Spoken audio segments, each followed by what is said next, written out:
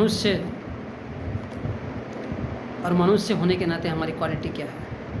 अच्छे कपड़े पहन लेना, क्या ये क्वालिटी है? अच्छा स्टेटस रख लेना, घर में कार है, धन है, दौलत है, क्या इस पर सब कुछ निर्भर करता है? क्या इस पर निर्भर करता है कि हमारे पास कितना धन है, कितना दौलत है, कितना पैसा है? बहुत सारी कार है, बहुत सारी गाड़ियाँ हैं। मुकेश अंबानी को ले लेते हैं उदाहरण के लिए, गौतम अडानी को ले लेते हैं। क्या वो अपने जीवन से खुश है? खुश तो बहुत होंगे, लेकिन लोगों को दिखावे के लिए, वो दिखावे की ज़िंदगी जी रहे हैं। उनके पास इसके अलावा कुछ नहीं है। हमारी खुशी या हमारा जीवन इस बात पर निर्भर करता है, हमारी क्वालिटी इस बात पर निर्भर करती है कि हमारे पास कितनी शांति है, हमारे पास कितना सुकून है और हम कितना खुश हैं। ये मनुष्य के जीवन की बहुत बड़ी सच्चाई है।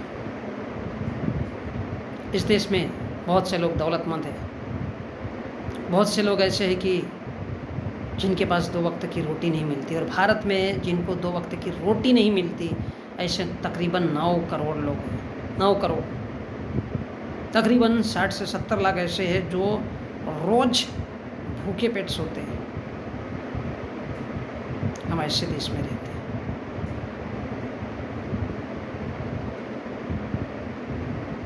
नौ करोड़ लोगों को 2 वक्त की रोटी नसीब नहीं होती। तकरीबन 60 लाख लोग ऐसे हैं, लेकिन इस देश की सरकारों का उनकी तरफ ध्यान नहीं है। वो चले इस देश के लोगों को हिंदू बनाने के लिए। इस देश के लोगों में वो क्वालिटी नहीं है, अभी तक नहीं आई है। किसी का दुख, दर्द और लोगों की तकलीफ़ों को वो समझे, पता है क्यों? क्योंकि इस देश में सबसे ज़्यादा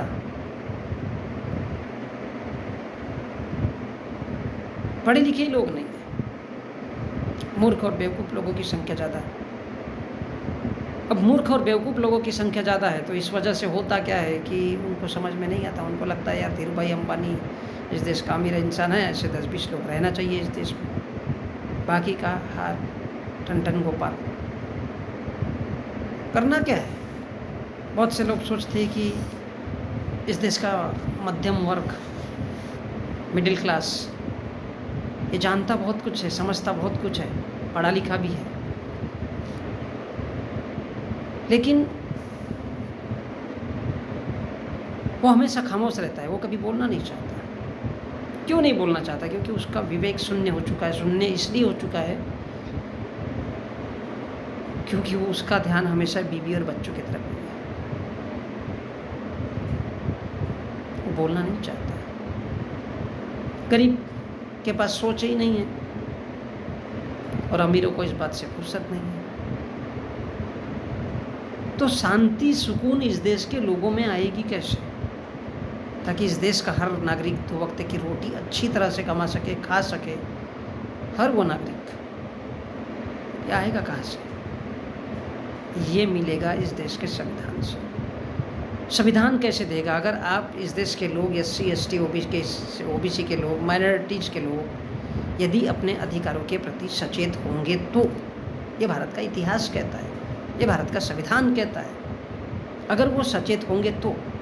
और सचेत नहीं होना चाहिए इसलिए उनको हिंदू बनाया जाता है। फिर इस देश में जो हिंदू बना है उसको मुसलमान से लड़ाया जाता है। क्यों ये? क्यों उनको आपस में प्यार मोहब्बत से रहना नहीं सिखाया जाता? क्योंकि ये भारत का हिंदुज़म कहता है कि यदि इस देश के लोग शांति से रहेंगे, इस देश का हिंदू खुद को हिंदू समझेगा, मुसलमान खुद को मुसलमान समझेगा, तो डेफिनेटली भाईचारा होगा, दोस्ती बढ़ेगी। और दोस्ती नहीं बढ़ना चाहिए, क्योंकि अगर दोस्ती बढ़ती है तो फिर वो भारत के हिंदुत्व के लिए खतरा बनता है। तो इस देश के लोग सोचते हैं कार होना चाहिए, बंगला होना चाहिए, अच्छा घर होना चाहिए, नौकर चाकर होना चाहिए। जनाब, ये भारत के लोगों का अस्तित्व ही नहीं है। अगर आप भारत में रहते हो, भारत के लोगों का अस्तित्व नहीं है कि 2-4 लोग केवल अमीर बन जाए।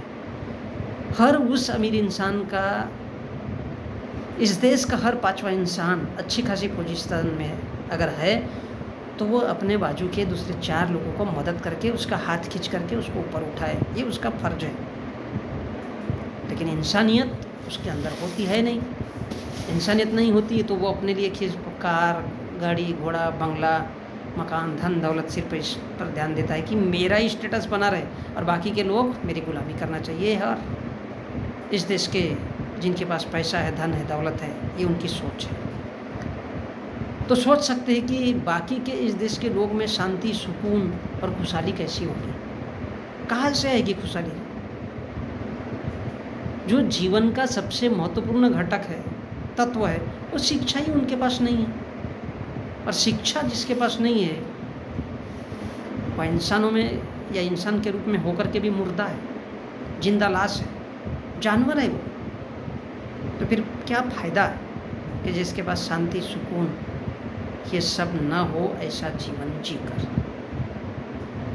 तो ये तब होगा जब आप भारतीय बने रहोगे, अपने धर्म को बाजू में रखोगे, भाईचारा बढ़ेगा, आपके बीच में प्यार मोहब्बत बढ़ेगा।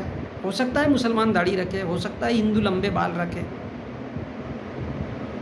हो सकता है भारत का नास्तिक यानी बुद्ध का मानने वाला दाढ़ी मुझ कुछ भी न रखे, लेकिन इंसान के रूप में रहे। तब इस देश के किसी हिंदू को मुसलमान से नफरत नहीं होना चाहिए, या मुसलमान को भारत के बुद्ध से मतलब, भारत के बुद्ध के मानने वाले या उसके अनुयायी से मतलब नहीं होना चाहिए कि वो नास्तिक है, वो आस्तिक है। इस देश में उन ओरिजिनल बातों को सामने लाया ही नहीं जाता।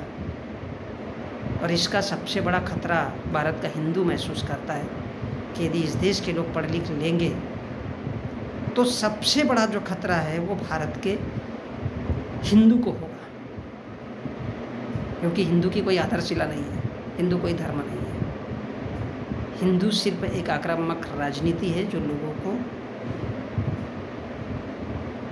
लोगों को गुलाम बनाने के लिए बनाई गई है, जिसके आधार 4 वेद, 18 पुराण और 108 उपनिषद है। इसके अलावा भी बहुत सारे ग्रंथ हैं जो पूरी तरह से मानवीयता को तोड़ मरोड़ करके उनको हैवान बना देते हैं। तो सुख शांति इस देश में कहाँ से होगी। इसलिए शिक्षित करो,